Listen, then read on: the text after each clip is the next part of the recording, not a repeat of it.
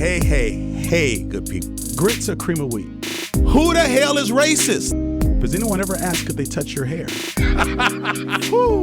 Black Like Me. You're listening to Black Like Me with Dr. Alex G., a podcast that invites you to experience the world through the perspective of one black man, one conversation, one story, or even one rant at a time. Here's Dr. G. Black Like Me. Hey, good people. Welcome back to another exciting episode of Black Like Me with Dr. Alex G. First of all, I just want to say that I hope everyone is just staying safe, that you and your family, that you're well. We're in some very difficult, dark times. And I'm just trusting that you're having good conversations, you're connecting with good people, and you're getting a chance to center yourselves and refocus during this time. Each week, I work to bring you great conversations to help you think differently about your world, differently about race relations, and differently about your role in those race relations, from understanding them to doing what you can to make things better. Today's conversation is particularly important to me because a dear brother, one of my best friends in the world, is back on the show with me.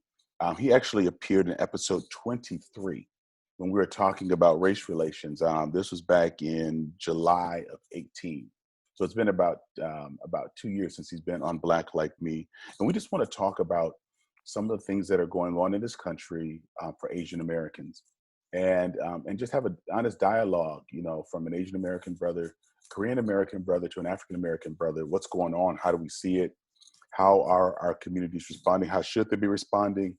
And I think you're going to find this really interesting. I'm looking forward to this conversation. So, hey, Peter Ahn, how are you doing, man?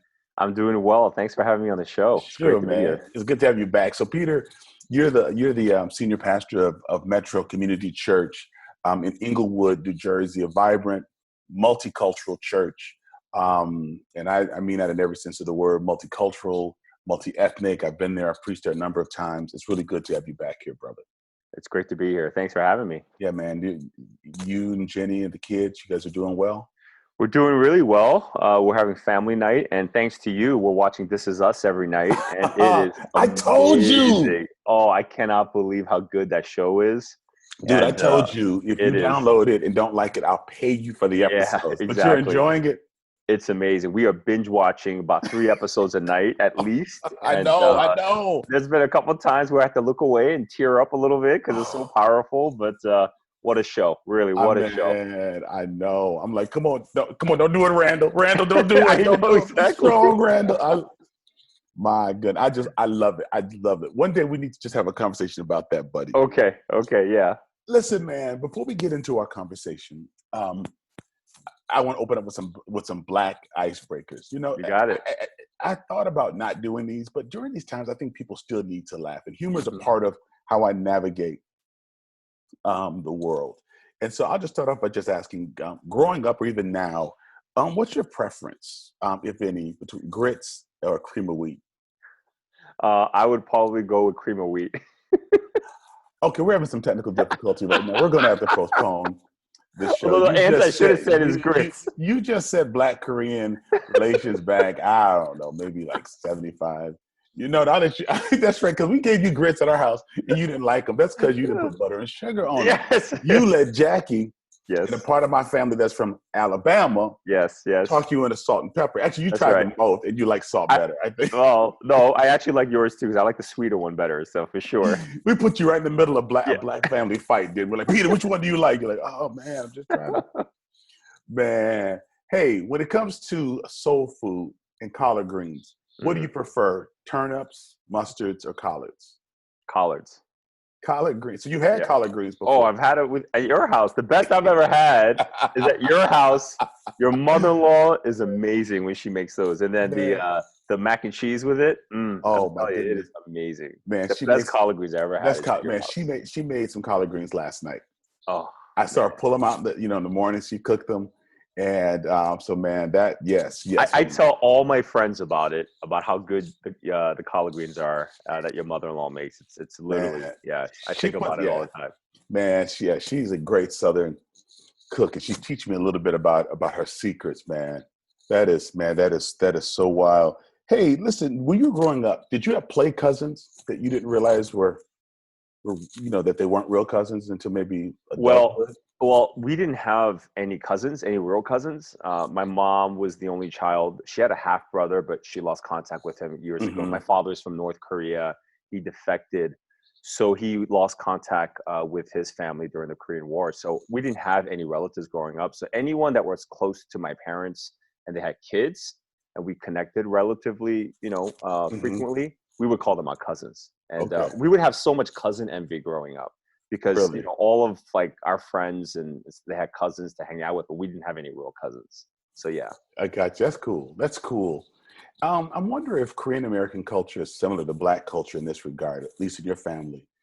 Like we would use homemade remedies, like Vicks Vapor Rub is supposed to be used externally on your chest.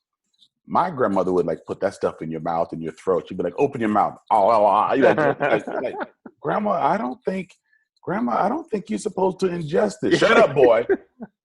Yeah, Got all that education and don't know any mother that's wit. right. That's right. So I can still taste, Vicks Vapor Rub. Um, did your mom, people ever put Vicks Vapor Rub in your mouth or My mom never did. She never did. She no. She whenever I got sick, she'd make me breathe into a humidifier all night. That's basically all she made me do. Well, we put that on too with the Vicks Vapor Rub. So Yeah, you put that little she never put the vaporizer Vicks on. vapor on there. Nobody ever told her about that. But Oh no. my goodness. Oh man. Hey, listen, did you get syllable spankings when you were growing up? Do you know what a syllable spanking No, is? no, no. Syllable spanking in the Black community is when your mom gives you a lecture while she's whooping that ass. And so she'll tell you, "Hey, Alex, stop playing out there on, around the dinner table. Alex, stop playing on that chair. Stop leaning back." Then the chair falls back. Boom. Give me something to beat you with. Didn't I tell you to stop playing in the kitchen? Didn't I, huh? Didn't I, huh? Didn't I, huh? Didn't I, huh?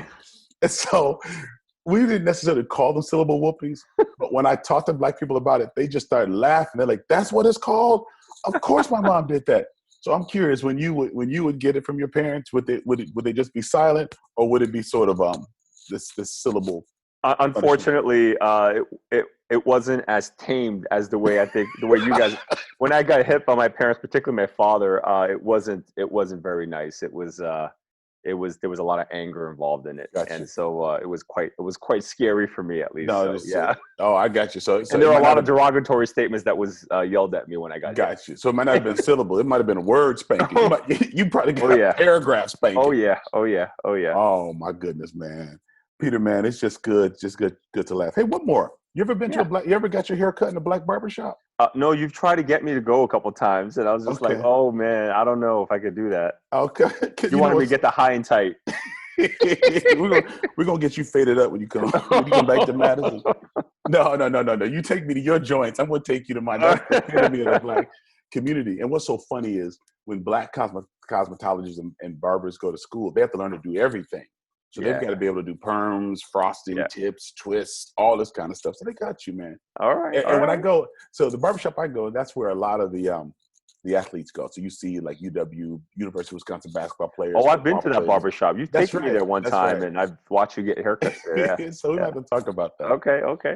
So listen, man, we've been friends for years, man. It seems like we've been friends all our lives, and it feels more like brotherhood than it does mere friendship.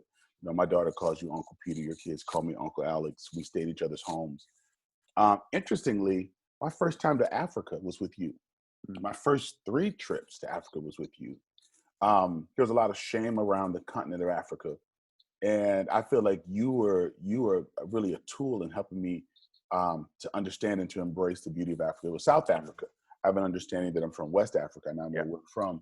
But you opened that door for me to be able to do that.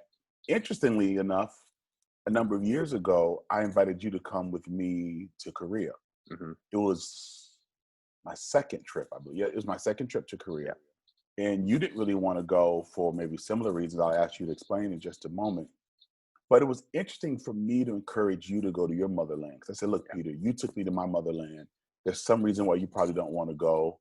And I just felt like we can't function well in America if there's some type of shame about Yeah. where we come from. And I just felt like it was really important to do that. Well, man, you've been back time and time again. You've fallen in love with it. I mean, you were born in Korea. You actually came to the U.S. when you were young because you were sick and your parents brought you when you were a baby, an infant, for medical treatment. But I think I'll just start off by just saying the irony of we have been to each other's motherlands, and that not a lot of friends get to say they've had that experience, particularly Asian American and African American. Yeah, no, for sure. And I would simply say that you're really the reason why I had to deal with this shame that I've had growing up as a kid here in northern New Jersey.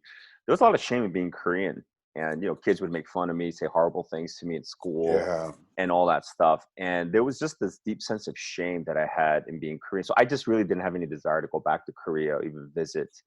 And really, it's been our friendship where you have really challenged me and helped me to see of the shame that has been there in my life of being Korean, how important it is for me to go back to the motherland and keep learning and really embrace and love the fact that God created me Korean.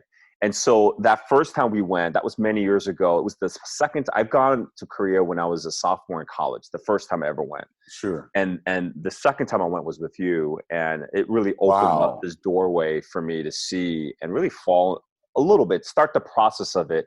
But then it was really my sabbatical about 6-7 years ago, and I was talking to you. We were at Times Square just hanging out, and I was talking to you about like potential thing on my sabbatical, and you just said it's really important that I go out there and spend my sabbatical in Korea and really retrace my roots, go back to the town that I was born in, try to visit the hospital, see if there's a birth certificate, go visit the home that I grew up in as a little kid. I only lived in Korea for 3 months before I came over here. Sure. And so I actually did all of that. I got to meet a great uncle that I didn't know, never met. My mom hadn't met him in over 40 years and hadn't seen him. And we were able to connect that. And I was able to connect with him and learn a lot about my mom just through him by hearing about my mother's mother and how she lived her life. And just retracing the roots, my uncle took me to the hospital that I was born in. It's a major hospital now. Back then, it was just this tiny little place. And went there, went to the house that we lived in for the first few months. I mean, it just, after that sabbatical, I was so thankful that God created me Korean. And I really have you to thank for that, because if you didn't tell me to do this and to apply for some grants that I was reluctant to apply for, to do this so that my family and I could enjoy this, it was such an amazing time where when we came back about a year or two later, Christina said that she wanted, and this is a smaller scale, but she said that she wanted to go with the family to LA because that's where she was born. And she wanted to retrace her roots, and stuff like that. And so we went back, but part of the reason why she wanted to do that was because she saw what I experienced when I was in Korea. She was a part of that. So it kind of was like she wanted to go out to LA and see what hospital she was born at, where we lived, and all that stuff. And it was just really cool. So I really have you to thank for that. Man, Peter, you know what? I actually forgot that conversation. So thank you for reminding me. I mean, as soon as you mentioned it, it came, the memory started flooding back. And I think this is all a perfect setup and segue in just a few minutes to our main discussion today. But as Black people, we lost so much in the transatlantic slave trade. We lost our families, our culture, our land, our pride, our legacy. And we tried our best to regain that, to recapture that in the U.S. But every time we did it, we were told it was ugly, it was dumb. Even in Christian circles, you and I are both Christian pastors. We're still uncouth. Our worship is too lively, too long, too loud. Our singing is not theological enough. Our preaching is too allegorical. So even to this day, how we approach life, how we approach God, how we approach the world is scrutinized by the broader white dominant community. And there was a scene in Alex Haley's Roots. It came out when I was 13. It came out when I was in 8th grade and I was in middle school. And there's a scene where LeVar Burton was being beaten by Vic Damone, I think it's like, was it Vic Damone? One of the Vic characters. But he was a slave master, and he was beating him. He was trying to make him say that his name was Toby and not Kunta. And as a kid, we didn't get that. And I have to even admit, it angered me a lot. Because it's like that miniseries transported me back into a part of history I didn't know about. And But that scene has haunted me because really he beat him within an inch of his life to finally said Toby. And as we fast forwarded since '77, I realized that's really the struggle in America, to let go of your name, your culture, the stuff that makes you distinct and innately strong, that connects you to the land, to God, and to each other. That there's been this struggle to try to pull that from us. And Black people have just held on to it. We like our lips. We like our wide nose. We like our big butts. We like, and that's not the only thing that epitomizes Blackness, but we're not ashamed of the things that's the antithesis of what you see in culture, our music, our singing, our food, our jokes, all of those things. And so I think one of the things that and it has not, after 400 years of slavery, it has not been beaten out of us. That's why I love the icebreakers, because a Black person can be from South Carolina and California, and they'll say, oh yeah, I got syllable whooping. We didn't call it that, but oh yeah, my grandmother used to wear, what do you call it, a duster or a nightgown. Like, we have these experiences because the proof that we were not defeated is that we could still create culture. That defeated people cannot create culture. And if Asian Americans, Latinos, African Americans lose our culture, ignore our culture, then it's proof that we have been broken. Yeah. And then we don't have that to pass on to our next folks.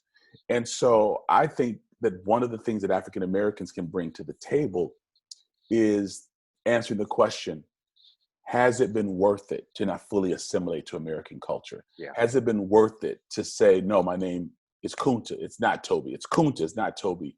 Even though he was beaten for it, it just sort of epitomizes what's going on. So you and I were talking last week about what's happening with my Asian American brothers and sisters. And first of all, let me just say, because I don't want our listeners to get comfortable with Asian American, because what I've learned from you and others is that there's no such thing as just Asian American, because Filipino culture is so much different than Japanese culture, which is so much different than Korean culture. Heck, there's a difference between North Korean culture and South Korean culture. And so if we slip into that, it's it's just for the lack of better vernacular, but people of Asian descent are experiencing a resurgence of hatred, racism in light of COVID-19 that people have probably not experienced in a long time. I know you well enough to know that there are things you experienced as a kid in a predominantly white, largely Italian and Jewish community. I know you talked a lot about the Italian emphasis in your schools, but now doctors, professors, pastors are feeling this group disdain just because of how you look. And folks of Asian descent have not experienced that way in a long time. Can you talk to me a little bit about what you're seeing, what you're sensing, what this is feeling like in this day and time for folks of Asian descent? As we talked about this last week, I thought about it even a bit more, but it's really uncharted territory, I think, for a lot of us. I mean, I think me growing up as a kid, being made fun of and stuff by white folks, I mean, it was there. I got bullied and things like that. But I think what we're experiencing now, because when we immigrated to this country, I think there's just this history of our goal was to be white. That was our goal. Wow. When you think about Korean history, think about this for a second. The division of North and South came about through America. Koreans didn't have a say in this. Koreans, there's a movie called Ode to Father, and it addresses us so clearly. They thought once the war was over, the country would be back to normal. But when the war was over, there was a decision that was made that there would be a North Korea and a South Korea, and America played a big role in that. And as a result of it, America played a prominent role in South Korea and how Korea is what it is today. And so, just by having, military back in those days, and Korean people seeing white people come, I mean, there is a sense of idolizing, looking at the American features with the eyes and things like that, and saying, we want to look like that. So Korea is the #1 plastic surgery capital in the world. Are you serious? Yeah, everyone gets surgery, probably even men now. But the idea that when a child is born, the parents are praying that they would have big eyes and the flap that you guys all have when you're born. Koreans don't have that, so we have the smaller eyes. And so there is this natural idolization of Western culture, particularly American culture, that's sort of like foundational for us. And so when we Right. immigrated to this country, our goal was, study hard, do the best we can, and do whatever we can to try to be white, and try to get to that level, because that is the level that we need to get to. And so, for most parts, for a lot of Korean Americans, we've done very hard in trying to do the best we can to succeed, and so forth. So I think what we are experiencing now is something so uncommon for us, because I think in some ways that our community has believed that, we have achieved the education, the socioeconomic Right. level. So I think it's okay. We are actually experiencing some of the benefits of being like white, because we have the status of being white in some levels because of our Right. education and our finances and stuff like that. But what's happening now because of COVID-19 and being discriminated upon, it doesn't matter what school you went to, what you do for work. It doesn't. We're being violently beaten for the way we look, and discriminated upon just by the color of our skin. And so in some ways, it's so tragic and it weighs heavier within my heart, and we have to do something about it. But at the same time, I hope that for this season for Asian Americans, and particularly Korean Americans, I can only speak for our people, is that it would help us to build some solidarity with the African American community, and understanding that African Americans have a history in this country, even today, that they experience not only discrimination, but they've experienced violence just because of the color of their skin. Sure. Wow, Peter, that's, man, what you just laid out is really powerful. You and I shared an article with you a few weeks ago because I use it in a sermon, because people, and again, to my white listeners, the folks who are part of the Black Like Me podcast family, you might think that we all just sort of named ourselves, that Europeans said we're white, and then people from the continent of Africa said we're Black, folks from Latin America said we're brown, folks from Asia said we're yellow. That was a designation by white people. Yep, it In was. fact, in a lot of ways, because it's not really related fully to pigmentation of skin, that Asian Americans were considered white or close to white. When Asian Americans decided to not play or lean into the propaganda that the U.S. and Europe that they were exerting, some of the power grabs they were going after, when China, Japan, Korea started saying, no, we're gonna create our own economies. We're going to become our own super world power. We don't need to sync up with you. The white folks said, okay, you're yellow. You're not quite Black. You're not as bad as Black, but you'll never be white. But created this designation. So I want white people to understand, Asian folks did not say, look at my skin, I'm yellow. Yeah. That's not what they said. I am not Black. Yep. Peter is not yellow. Yep. Our pigmentation, there's some of us on that spectrum. But that was a designation that white folks set up to create this hierarchy. Right. And then they could pit us against each other. Right. And they used the word model minority. They gave us that word so that they could pit us against Black people. They said, right, why can't you be like these model minorities here? Because folks of Asian descent didn't say that. They didn't look at the other groups and say, you know what? We're the model minorities. It was sort of like a parent or boss bringing 3 different employees into a room and saying, that group over there, they're trying to take over the break room, or that group over there, they want to take care of some of your rights. And so they really pitted us against each other. So calling you the model minority, folks of Asian descent felt that they could work their way out of yellowness into whiteness to be accepted. But it kept us from really working together and strategizing together, because if you all of Asian descent weren't going to help the Europeans and the Americans to become an even greater superpower, they were going to make darn sure that you were not going to pass them up. So then they put you into this fight with other folks. And another thing people don't know, Peter, is that after the Emancipation Proclamation, some of the same slave ships that brought Black people here from Africa sailed to Asia to bring Asian Americans, I think largely Chinese, to bring them here to live in some of the same plantation homes to do the work. So once Black people were freed, and not because all white people loved us, it was to keep the country together so that it could be a superpower. America then just found another group of slaves to replace them. And so, how does America go from seeing you all as replacement slaves to model minorities unless it benefited America financially? Yep. Yep. No, absolutely. And, it's interesting because years ago, my uncle from Korea, I naturally thought our greatest people group that we don't like is Japanese, just because of our history Right. and what they've done to us and so forth. And so I just asked him one time, I just said, hey, so, like, just by and large, do you not like the Japanese the most out of all the different groups out there? Which ethnic group or which people group or which country do you hate the most? And he just said, it's not Japanese. He said, it's Americans. And I was shocked by that. And I said, but why? Like, I mean, we helped defeat the war, and and America has done a lot for Korea and so forth. And I think he acknowledged that to some degree, but he said, no, at the end of the day, our country is divided because of the Americans. And we can never get our country back and the way it is because there's too much interest for America to have a base in South Korea. Because after World War II, the whole thing with Japan, what happened in Pearl Harbor and stuff. And so it was important for America to have a base in Asia, and that's South Korea, and stuff. And so, it's a sentiment that a South Korean will definitely agree with, and they feel, particularly the older generation, like my uncle, who's in his late 50s, early 60s now.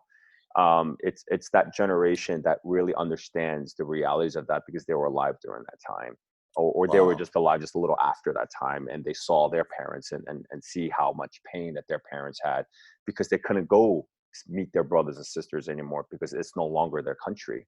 North Korea is no longer a part where they can go back and be a part of and go see their family. And they were just divided, and they no longer can go back to their country.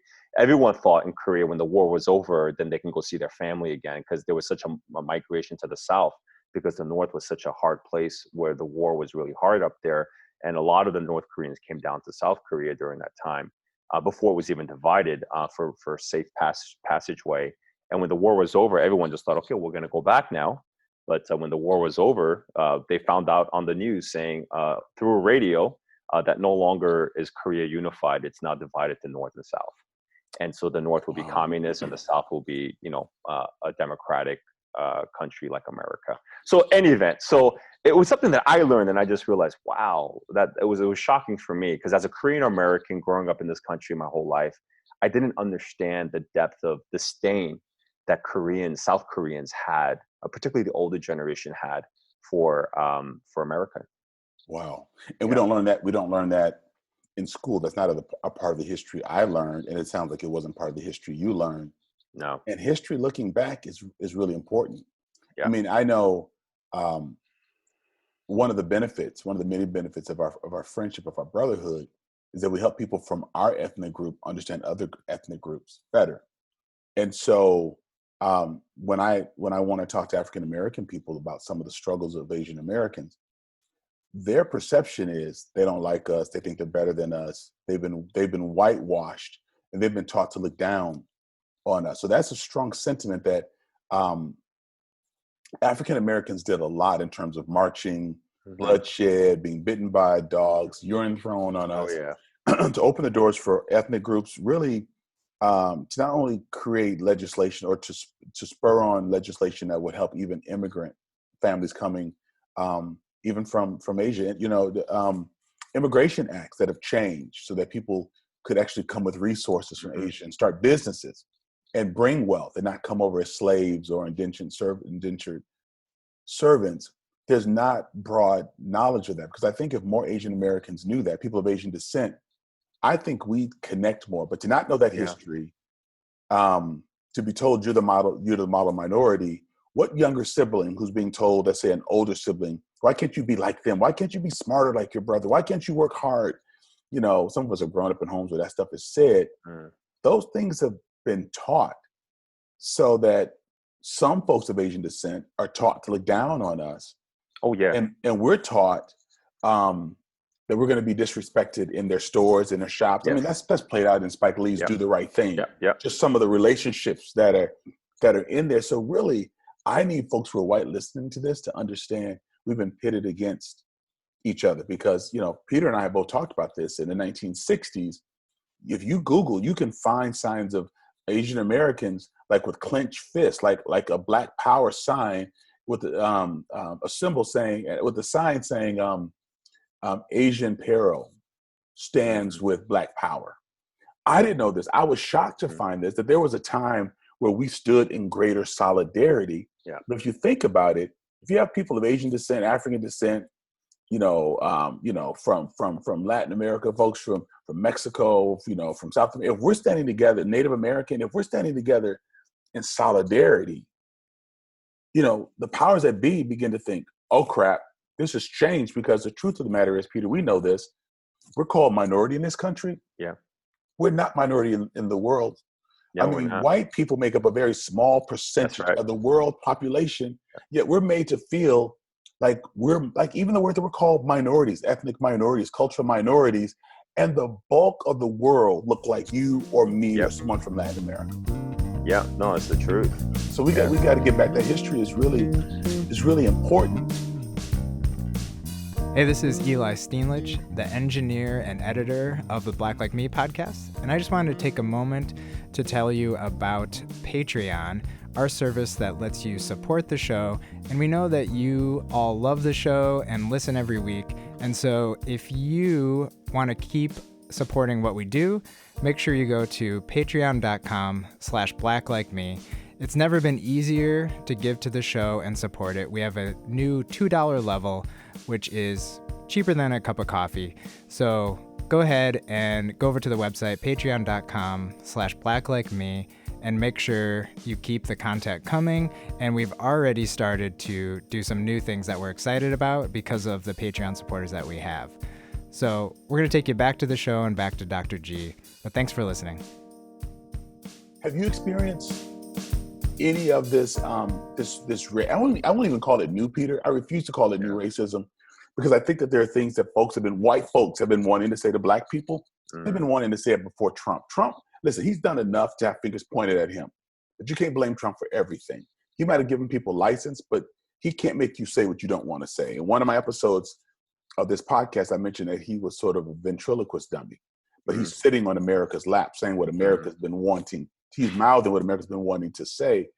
So this response, just over COVID-19, I recently saw this article that's circulating online, a powerful statement by people of Asian descent about how they're standing against these incidents. They're calling it out, and they're asking people to stand in solidarity. I posted it, I signed it because it's the right thing to do. But are you personally talking with people who are describing things that are happening to them or things that are being said to them? Are your kids experiencing it? Your wife, your church members? What do you see in terms of this? I would say some church members, some folks who are working in New York have experienced some. I know some of our church members have friends who are actually physically beaten. Because, are you serious? Oh yeah. And it was an unfortunate reality of what's kind of happening. And I think the hard part of it all is that this is the violence that's happening towards Asians during this time isn't just, majority of it I think comes from the white community, but actually comes from the minority community too. And really? The Black and the brown community, have also participated in this. And that, I don't know if it's just because they think, thinking that, well, because the COVID-19 originated in China, but maybe there's other stuff there in the past as well. And so I think right now Asians, by and large, are definitely upset. They're angry, and they're not able to get to a place where they're able to see, okay, what really are the next steps to get better and to stand for ourselves and to fight for this. And so, and I think that this is why it's a great opportunity for us to really sort of connect with the Black community and learn, because I think we can learn so much from the Black community and how we can take a stand and fight for our people, and so that this thing doesn't happen. Sure, but and there's also some work within groups that are Asian, the descendants of Asia. For example, someone from China does not have the same lived experience, the same American experience, the same world experience as someone from Korea. And so I would imagine that within what we call the Asian American groups, there's got to be some discussion. Like Black Americans, we might be Southern, East Coast. We might say, well, I got some Creole in me, I got some Native American in me. But we're Black, and we might have geographical differences. but we're not saying to each other, well, I'm from Guinea-Bissau, or I'm from Senegal, I'm from Ghana. It's like, okay, we're Black. Like we see each other in the street. Well, depending on where you're from, you'll speak. Is there a discussion among Asian American groups about how the various groups need to do any work or any discussion among themselves to have a greater appreciation or an understanding of how maybe America has caused you all to be separate as people groups? Yeah, no, as far as I know, I don't think there is, but there might be, particularly. I'm not sure. I think right now the discussion really is how do we come together as Asian Americans in this country, Sure, and stand against what's happening to us as people. And so the petition that you signed, which I'm so grateful for, and that a lot of other people signed, was really a petition so that Asian Americans can could have a voice, and people could hear and listen and come together and support us during this time. So yeah. Sure. Yeah. And one of the things I want to say, to my Black community, to my Black listeners, is this is a time to lean in, to look at what's going on, and to make sure that we're not gloating, because it can be very tempting to do so. Because if I'm getting my butt whooped, and I feel like historically my Korean American brothers and sisters just laughed or just said, that's because you're criminal, then when it's your time for your whooping, I'm not necessarily motivated to jump in and help you fight. I think we have to realize that these times are so dangerous and so ugly that we have to find our way out of the past and find out how to really work together. And so I'm leaning in because I'm not in a position of gloating and saying, hey, that's what you get, because that's not how I really work. However, what I do think about is if somehow folks of Asian descent understood or learned or relearned U.S. history so that they formed new thoughts about history before their minds were whitewashed by white history and revisionist history, it would cause us to look at each other much differently. Like there's this article, I'm gonna see if I can find it for just a moment, but it's written by a scholar. Her name is Evelyn Chin, and it's entitled "The Black Power Movement and the Asian American Movement." And I'll link this in this episode. I sent it to you today, Peter, but she says I saw it at the end, in a time where Asians still find themselves looking down upon Blacks and are often pitted, and this was written a while ago. This is not written in light of COVID-19. And are often pitted against one another in stereotypes like model minority, it is crucial to remember that it is not always as easy as it looks to determine what is the truth. Yeah. So many histories are shared between people who often feel that they lack anything in common. In determining Asian American identity, one must have a sense of history, but only by knowing where we have been will we be able to understand where we are and where we're going. And it is impossible to look upon history as an isolated set of circumstances that apply to one ethnic group.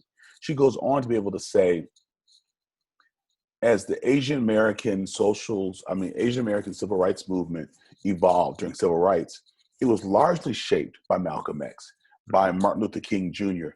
Well, I wasn't taught that growing up, and I'm sure you weren't either. Yeah. And so when we begin to realize that the liberties that folks from Asia have experienced, white women who benefited greatly because of civil rights, when these groups begin to look back and say, thank you, we don't understand you, but we didn't know what you did and that it had a far-reaching impact. Because I think with an acknowledgement of that, then it helps us to lean in together. We don't need restitution. We don't need these different groups to give us anything back. But I think if we don't know the history, we don't realize that we really are linked. That even the rise of the Asian civil rights movement was rooted in the black movement. Women's suffrage movement was influenced by civil rights and the rights of formerly enslaved individuals. It gave birth and rise to the suffrage movement. So the liberties that so many Americans experience have been forged on the shoulders and the backs and the lives and the breasts and the wombs of Black people. Yes. And we just feel screwed by the world. And so I think as others begin to lean in to understand not just Black history, but where did the Asian American civil rights movement begin, and acknowledge those Black leaders who inspired those Asian American leaders. That piece was written by Chen. I believe that she's Chinese American, but she quotes someone who's Japanese American. we begin to build this solidarity together. That's And I right. think that's the moment. The moment is to realize that we can't let white people or any groups come after one group because of how they look or the color of their skin, because we'll be next. And we've seen that. That's right. And so, although it's not okay for anyone to beat on others, shame on people of color who join in on that violence and perpetrating that violence against folks who are of Asian descent. And shame on people who feel that their hard work has moved them out of minority status, because what we're hearing is what white folks have thought. It's just that now Asian Americans, African Americans are really a threat to the economic stability That's right. of so many other white folks, that we're going to see a resurgence of violence like we've seen, and pitting us against each other. We've got to be smart, and we've got to outwit them and find a way to work together. And you know, I think what's really important, if there are any Asian listeners, and I'm sure there are, and even the Black listeners as well, is that I think the solidarity is a real key component in what you just said. But I think what's the most important thing is that we really need to. I think the first step is to start building authentic friendships. Right. If you're Asian listening right now, you need to start looking into forging a real honest, authentic relationship with a Black person, and vice versa. And Right. you know, because when there's love in a relationship, it's very different, and it becomes a lot more personal. So when you told me that what happened to you at your church parking lot by the officer, Right. I mean, that just infuriated me. And It did.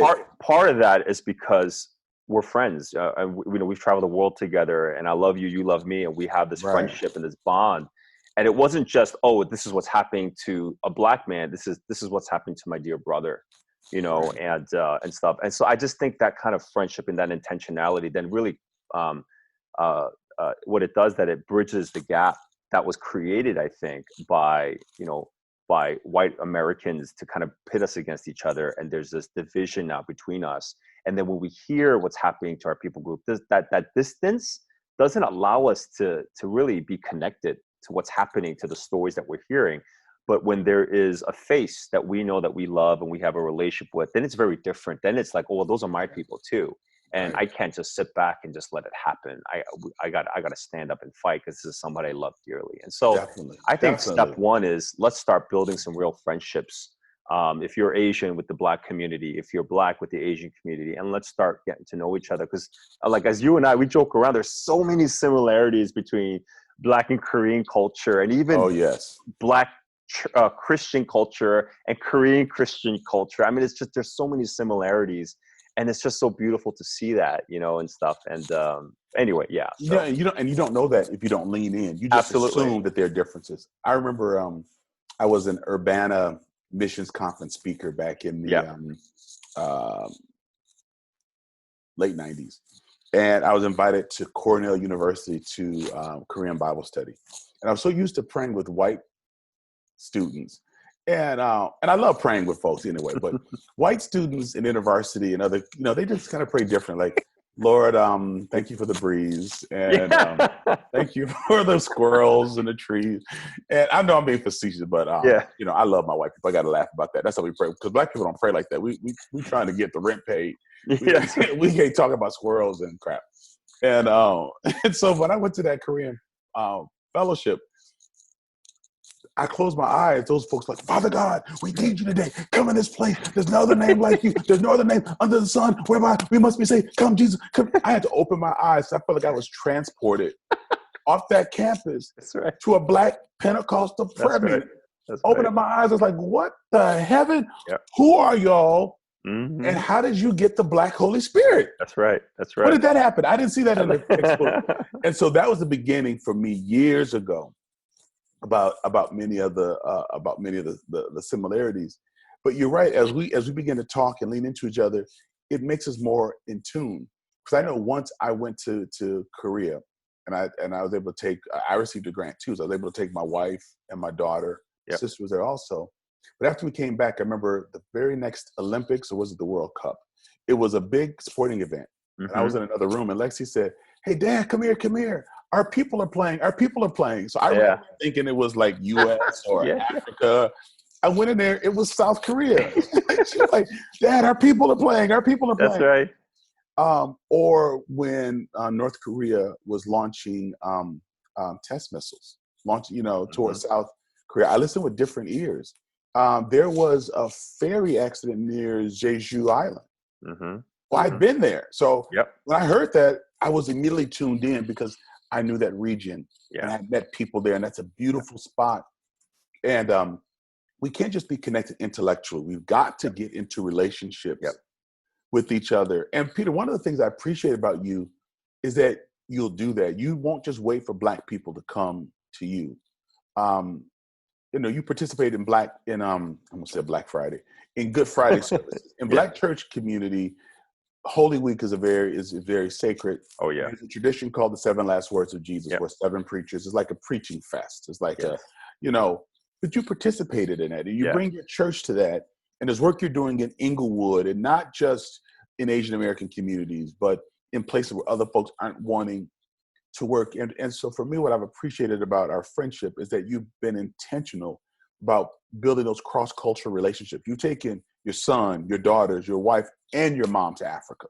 Yeah. This isn't just the Peter Ahn show, but you've taken leaders from your church, and you've helped Asian Americans, Korean Americans fall in love with Africa. Like when I went, I was the only Black person in our group, but we've gone a couple of times where I found that some of the South Africans knew people from your church better than they knew me. They're like, "Hey, Mama Zuma," and they're hugging and stuff. And I'm thinking, "Oh, this is my motherland, and you all know it better." Like they knew the customs and the food and where to do and where to take your shoes off.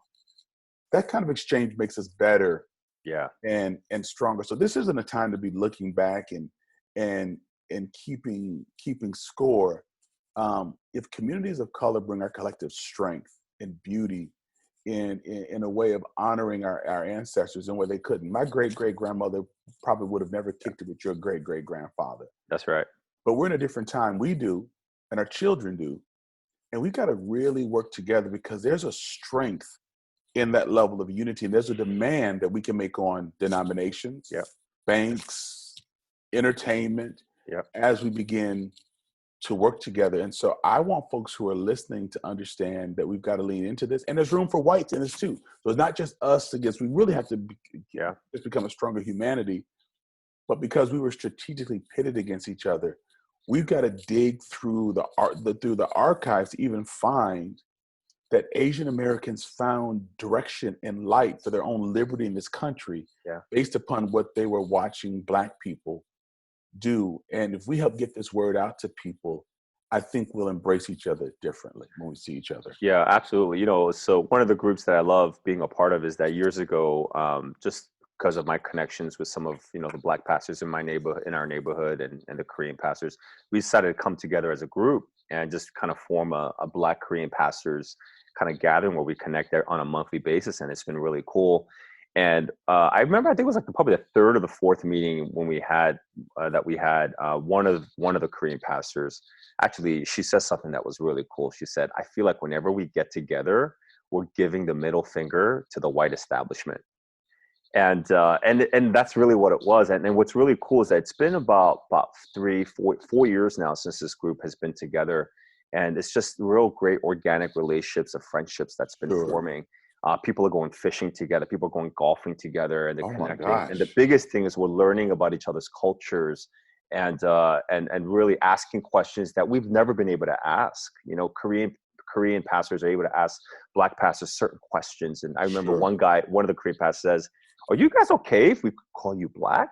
Because I'm Korean American. I'm not Asian American. I'm Korean American. So just things like that. And it's just these kinds of questions that no one's ever able to kind of ask and stuff, and just having a safe place to ask it, and also sharing about what discrimination was like for us in America. And I remember a group of Black pastors were looking at each other like, "Oh, Asian people suffer too. I didn't know Asian people suffered in this country." Right. And so just that kind of relationship and talking about things like that and having those kinds of conversations has been really important. And to see the mutuality and the support that we're showing each other through this group has been really cool. So, sure. Yeah. Do you know, well, how do you talk to your children? You have a daughter in college. Your middle daughter is an upperclassman now in high school, and then your son will be going, no, he's in high school. No, he's No, in what eighth we, grade. He's this will eighth be grade. going He'll high be school high school soon. next year. Yep. How, how do you talk to them about what's happening for folks of Asian descent? Because you've worked hard, you know, you're in a doctoral program, you have an advanced degree, you traveled the world. I mean, you and I sort of believe that some of this was behind us. Yeah. How do you now prepare your son for the harsh reality of your painful childhood of being made fun of? I mean, you thought that was behind you. How do Yeah. you talk to them about how to navigate these crazy times while maintaining a strong sense of self, identity, and a beautiful culture? Yeah, you know, I would say that for my two kids that are in school here in this town, you know, Leonia, the one benefit we have is that, you know, the town that we live in, it's I think it's like 55% Korean. Oh, So is it? Okay. it's so they go to school, they don't feel like a minority. They actually feel like the majority. Wow. And Sure. so it's a very different experience.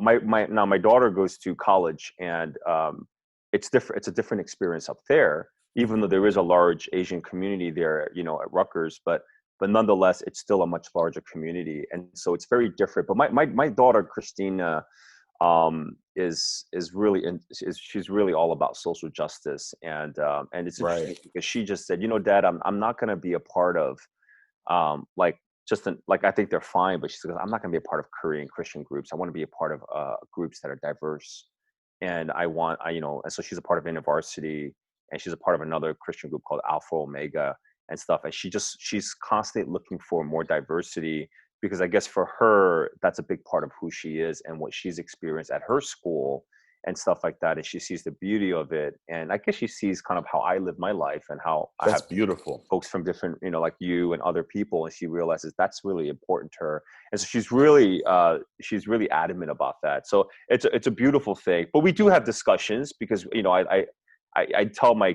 kids, but particularly Kayla and Christian, I just said what you were experiencing here is very different than what typical Asians experience around this country, because you live in a place where there's so many Asian people that it's really hard for you Sure. to fully get a grasp of what it's like to be discriminated upon based upon the color of your skin.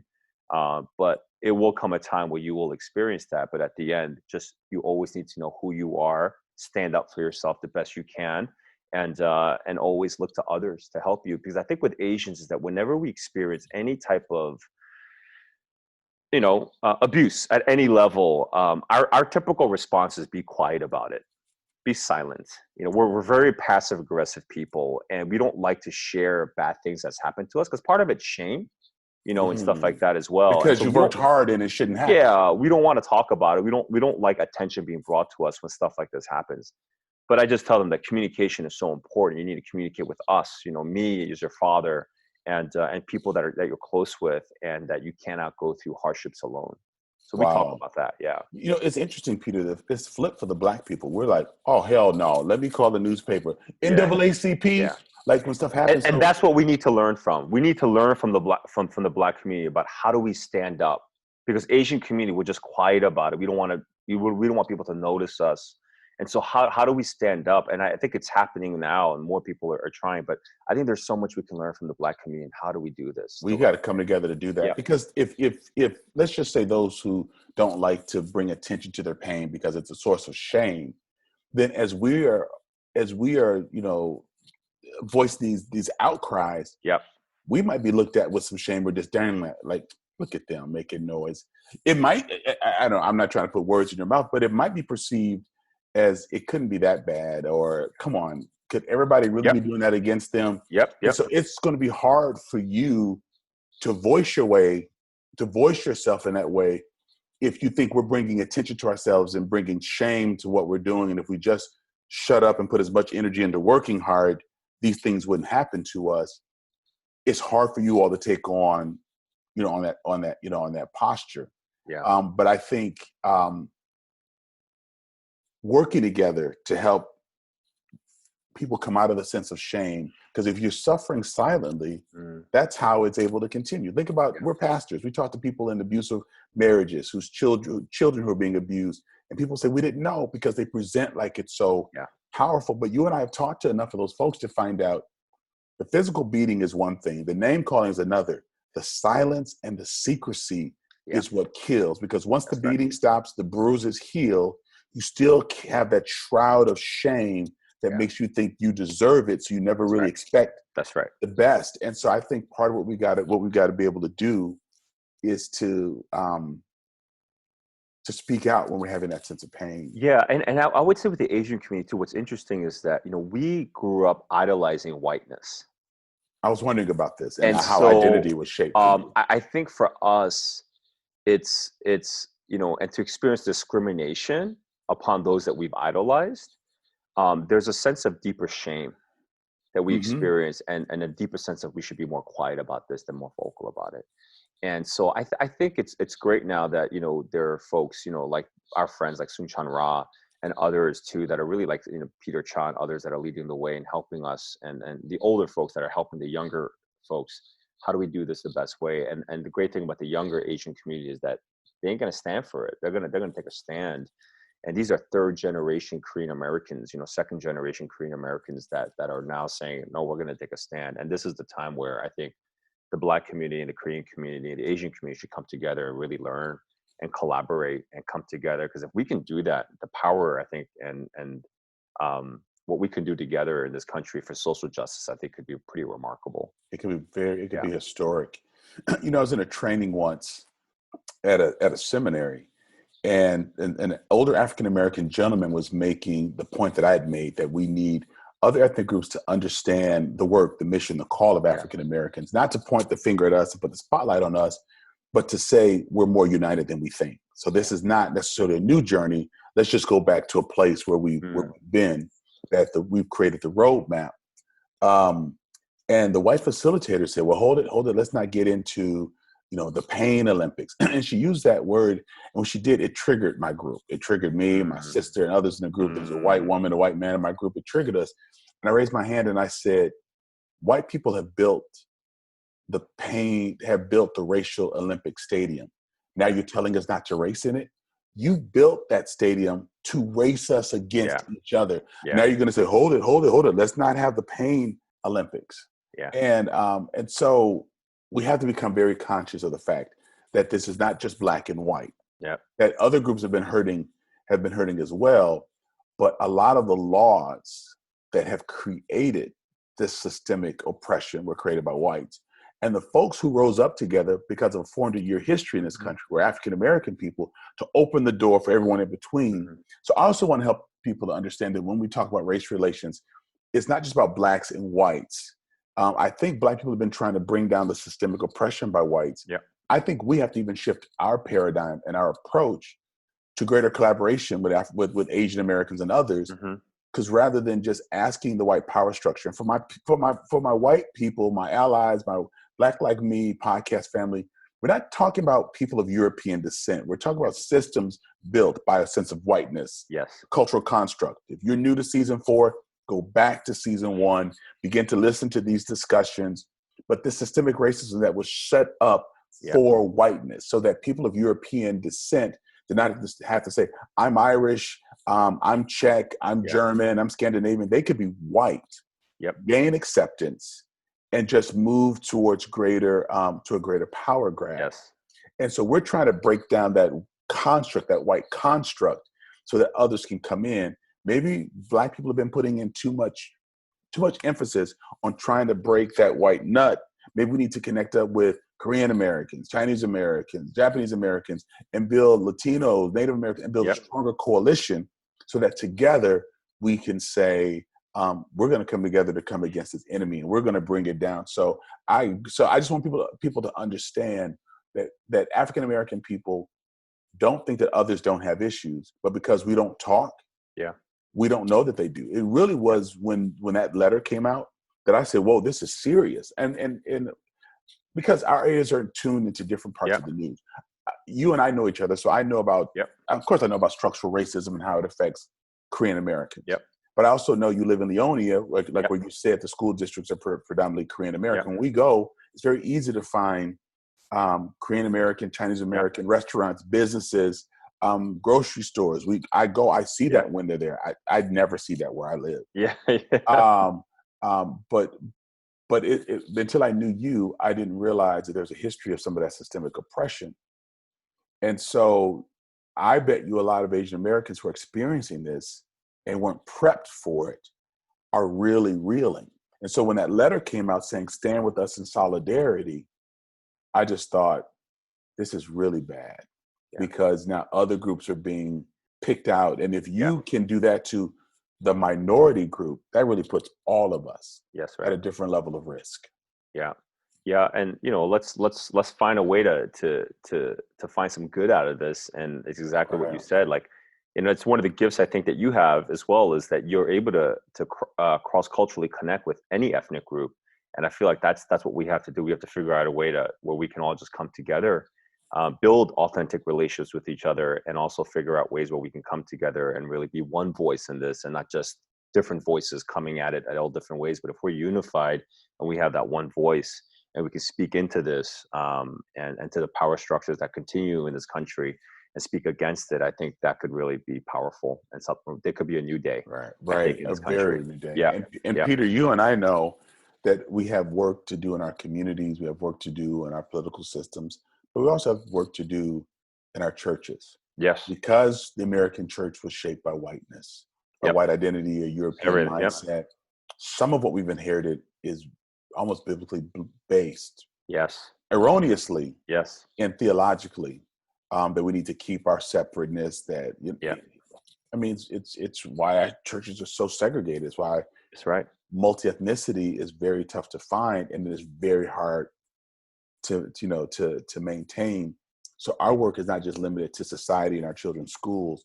We really have to help the church to do this, because there's an ideology that the church thinks is a Christian mindset that really plays out into patriotism, nationalism, that hurts people in this country. I mean, and I'm not trying to use this code to say people shouldn't vote for Trump. I mean, come on, I'm 56. I voted Republican and Democrat over the course of my life. I'm not a card carrying anything. But what we're seeing in this country, this rise of division and hatred and fear and all of these things, it's very, very frightening. And this couldn't continue. This level of racial division, this administration could not be fed without the church. The Christian church could shut this crap down, just like it could have shut internment camps down. It could have shut slavery down, but it chose not to, because the church, the American church, is really code for whiteness, and it fed an economic and a political and a national need at the risk of what I think is a true biblical agenda. And actually, I think we can vote out a current administration, a current president, and see signs of healing. There is no election for evangelical Christianity. There is no election for the general church. So the work we've got to do to see true change in our denomination, in the church with big C, that's a tall order also. So what you and I are talking about is like a lifelong battle. And I think because the church has not wrestled with it, I think a lot of people who are listening to this have not seen the church as relevant, because we were silent while all of these divisions were supported. And the media makes it very clear that it's folks who could sit in our pews or sit in the pews of our colleagues that are voting these folks in, that are doing these kinds of things. So we've got a lot of work to do, but it begins with a conversation like this. It begins with white folks saying, when you hear your friends talking about not just Black people, but Asian folks and what they're doing and what they're bringing here and all of these kinds of things, if you're going to be an ally, you got to shut it down. We're not just training allies to understand the Black reality. Black people did what they did so we could all be free. Black slaves even wanted the children of white slave owners to be free. They saw the system. Many of them saw the system for what it was. It's why many of the Black people, when they would sneak out and have those all-night prayer meetings while enslaved, they prayed for the children of those slave owners, that they would have a change of heart. And I believe the abolitionists and those folks who were raised up was because Black people prayed and were able, and they were people of faith and could show love in the midst of such ugly hatred that I think began to turn this thing around. So we've got to pray, we got to talk, we got to build meaningful relationships with each other. And this discussion is to help particularly folks who are not of Asian descent to understand that when any of our Asian American brothers and sisters are suffering in this way, it's an affront to all of us and to white folks. You need to understand that it further distances us from you. So we all have a part in bringing some resolution to this. So if you have not signed that covenant, I'm going to put a link on it in the notes section of this, and do what Peter and I have done. I went into a Korean American context. Peter went into Africa in an African American context among African American pastors. Don't tell me this, we don't know where they are. Listen, white folks, y'all have been to the moon. Y'all have built ships to go to Africa and to go to Asia. You all can do what you put your minds to. You can find who you want to find if you think it's of value. Yeah. White people go all the way to Africa to find blood diamonds. White folks are very innovative. Black people, we're very persistent. Let's stop saying that they're not in our community, they're not in our schools. That's because we've been separated. Go find these meaningful relationships, or this crap is going to be even harder for your children.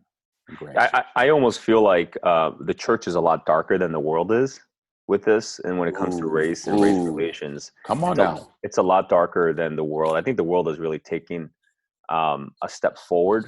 But when you look at the church and look at what the church is like here in America, I mean, it's still so divided by race, and it's really sad. There's a darkness. There's a real deep darkness here.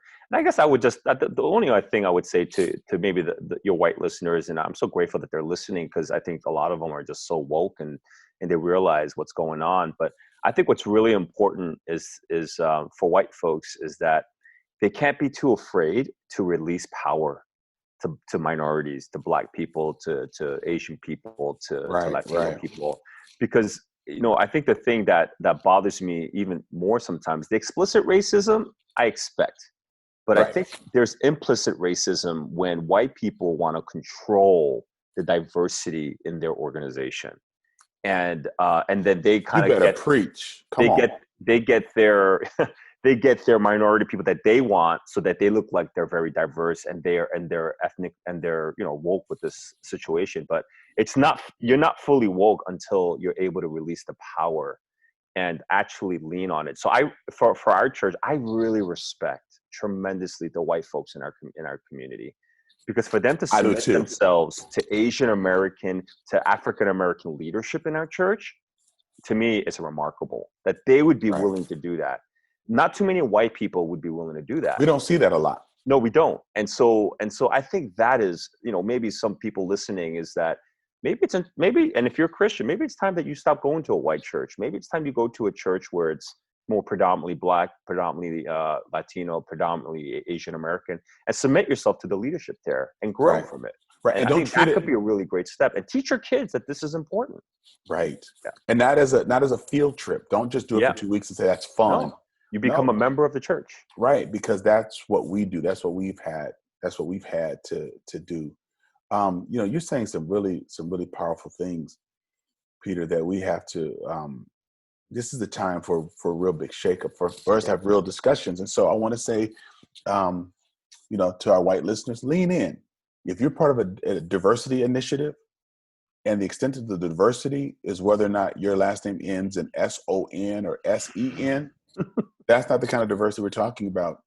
Multinational organizations are having discussions. I have friends who work in the diversity and inclusion areas. They're saying, well, diversity can also be the diversity of thought. So we need people who are Republican and Democrat. We're moving the discussion away from ethnic diversity, cultural diversity, and we're making it diversity of thought. And again, this is nothing against gender diversity, et cetera. We're not speaking against that, but people are taking diversity where they really want it to go. So if you're an HR professional or an HR professional, share this episode. Yeah. But if there are minority think tanks and groups and to talk about diversity and nobody on it are people of color, wrong. Stop it or resign from it, because if you don't, you're perpetuating the issue. Yep. You've got to continue to just stop this stuff. Another thing, I am personally tired of white organizations that want to understand diversity, so they pay white people to talk to them about Black people. Mm. And then once they pay tens of thousands of dollars, they call Black people and ask for free advice. White people will pay white people to talk to them about people of color, and then call people of color and ask for a free gimme, a free handout. Can you tell us some people in your church? Can you tell us some people in your family? Can you refer? Can you get us some customers, clients, potential lenders? Borrowers. So listen. And how is that not racism? How is that not racism? Yeah. You pass money to other white organizations. Yeah. Well, okay, when they come to you, do they bring any people of color? Yeah. And if they do, are they in leadership? Yeah. And have they structured this? If you were trying to hire an accountant, you would not hire a firm that can't count. Yeah. Yeah. That does not have good audits. You wouldn't do that. But yet you'll hire an organization to tell you how to treat Black and Asian people, and they don't have a single Black or Asian person on their professional team, maybe in the kitchen, maybe with a mop or a broom. Come on, white people. You all are in positions where you're shaping the HR agenda. Reach out. That's right. Peter Ahn can consult you. I can consult you. We've got team. We got staff. And even with this social distancing, we can do it over line. Or, we can do it online. But please stop that foolishness of having white people try to tell you how to diversify. Let me tell you, diversity is a lot of work if you do it right. And if they've got a lot of time on their hands so that they can talk to you about it, they're probably not doing it. Yeah. So, man, Peter, anything else before we leave? I know we're over our time a little bit. It's great. No, it's great. It's great to be here and to talk about this. So thanks for having me on. This has been great. And I have appreciated our friendship and our families, getting to know each other. Even in the good and the bad. My mom has memory issues, but you've gone with me to her nursing facility. You almost had to help me break up a fight. She still got that West Side Chicago. She hasn't forgotten that. That's right. She might not know what day it is, but she know what time it is. You don't mess with Mama G. You don't mess with Mama G. You don't mess with her. Mama G. And now that filter's gone, and that church mother cusses now. Oh yeah, they call her Verlene the Queen. They call her Verlene the Queen. She is now the second. In terms of tenure, she's been there. She's number 2 in terms of longevity. Yeah. So she helps to run. She helps to run that place. But I love the fact that your mom speaks very little English, but when she sees me, she'll run and hug me. I think Moksanim. Yeah. Am I saying that right? Yeah, you are. Yeah. Which is a Korean word for pastor. Yeah. And I know she's a woman of prayer, so I often will ask you, hey, how's Mama Ahn? Ask her to pray for me. How's she doing this COVID-19 stuff? So I just want people to know this didn't happen overnight. Yes. We met each other while hanging out in a very small group of Blacks and Asians, maybe a sprinkling of whites. I was one of 2 black people in the very first session, but we kept in touch over the years and very intentional. So we're not saying, hey, look at us, we're a model, but we're saying, we live about 800 miles away from each other. Yeah. But we make sure we talk, that we visit, we'll take trips together. We'll do pulpit exchanges. Yeah. If you really want this, you got to be intentional. And so white people don't expect folks to ship people of color to your house like they're an Amazon product. Get up out or they're going to be delivered by drone. Go to a church, go to an organization, celebrate stuff, and lean in because it makes you better. You're not doing Black people a favor, Korean people a favor by showing up and saying, see, I'm not even freaked out. No, do it because you need it. And my very special guest has been my buddy, my brother, Peter Ahn. That's right. Because that's why I love to call you, because that's what your mom and daddy called you. You're the only non-Korean person. Actually, you're the only other person outside of my immediate family that calls me Chunga. My wife doesn't even call me that, but you call me by my Korean name, Chunga. Man, when you call me, that comes up on my phone. That's right. Because I'm thinking, I want to speak to the soul. That's right. Of who you are. So, man, hey, I appreciate this time. Let's keep this dialogue going. I'm going to put the link for signing that petition here. And I just want my Asian American brothers and sisters to know that just like you stood with us in solidarity back to the 1950s and 60s, and even before that, that Black people, at least this Black person and the people I know, we're going to stand with you in solidarity because this is unconscionable. We're not going to sit back and let this happen. And we're not going to let this nation suppress our beauty, our strength, our culture, and what we bring to truly make this country strong and powerful. Without us, it's going to be just a big, hot mess. And so America needs us. And so we're gonna help each other. So I just want you and your family to stay safe. We jump right into the discussion, but I'm just trusting that you all are safe, Peter. That We're all good. Well. Yep. Your mom's doing well. Everyone's good. Thank you. Good. Yep. And they've got mom's facility locked down, so she's doing well.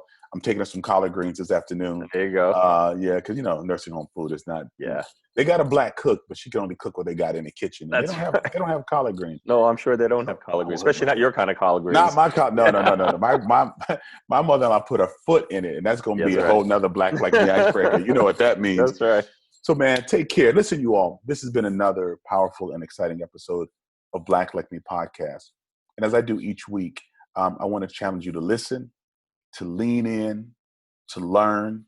If something struck you in a unique way, rewind it and listen to it again and be transformed by it and do something. What can you do? You can share this episode. And don't share with your Asian American friends just to prove that you know something about them. Unless you have a real relationship to share with them, but share it with your white friends. Share with folks. Share with everybody. Everybody just share this. But particularly if you know people that have been impacted by this rise of xenophobia and this new stuff that's been happening to Asian Americans. I don't know if it's true. I got a fact check. But I've even heard that gun sales among Asian Americans have increased. There's just a sense of a need for protection. Yep. Asian American folks are hiring white people to go grocery shopping for them because if they go into a store with a mask, they're afraid of being assaulted. This is what year is this, people? Yeah. So white folks who are listening, who want to be allies, Black people, it's not our time to gloat. Let's lean in. Let's call our Asian American friends, Korean American friends, Chinese American friends. Let's check in on people. Let's find out how they're doing, and let's let them know that with a greater sense of solidarity, we can lean into this. Click the link to go to Patreon so that you can support this work so we can continue to get these messages and episodes out. Subscribe, post, retweet.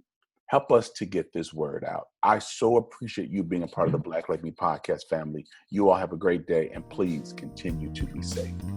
Ooh, black like me, yeah.